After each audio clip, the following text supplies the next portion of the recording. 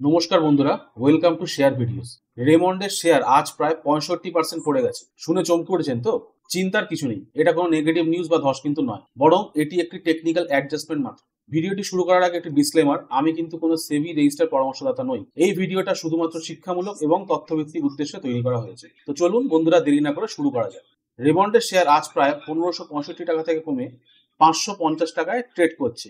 এই বিশাল পতনের কারণ হলো কোম্পানির ডিমার্জার। রেমন্ড তার রিয়েল এস্টেট ব্যবসা অর্থাৎ রেমন্ড রিয়েলিটি এটাকে আলাদা করে কোম্পানি গঠন করছে, আর সেই কারণে মূল কোম্পানি ভ্যালু থেকে একটি বড় অংশ কেটে গিয়েছে। ধরুন, কোনো কোম্পানি যদি 1000 কোটি টাকার হয় আর তার থেকে 650 কোটি টাকার ব্যবসা আলাদা করে দেয়, তখন মূল কোম্পানির ভ্যালু কিন্তু অটোমেটিক কমে যাবে।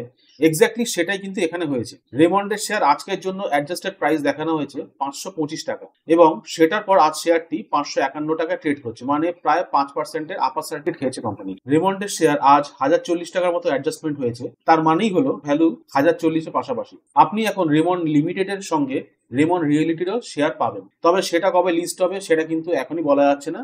আপনি যদি রেমন্ডের শেয়ার হোল্ডার হন, তাহলে অ্যাকচুয়ালি ভয়ের কিন্তু কোনো কারণ নেই, আপনি দুটি শেয়ার পাবেন। রেমন্ডের চার্টে আপনি যদি দেখেন, আপাতত 525 টাকার একটা টেকনিক্যাল সাপোর্ট লেভেল দেখা যাচ্ছে। রেমন্ড রিয়েলিটি লিস্টিং এর পর যদি ভালো পারফর্ম করে, তাহলে এই ডিমার্জার আপনার জন্য কিন্তু দারুণ লাভজনক হতে পারে। আগেও রেমন্ড লাইফস্টাইলের ক্ষেত্রে ঠিক এই রকম ডিমার্জার হয়েছিল। সো বন্ধুরা, মেন বিষয় এটাই হলো, এই পতন কিন্তু কোনো প্যানিক সেলের বিষয় নয়, এটি জাস্ট একটি কোম্পানি স্ট্রাকচারাল চেঞ্জ।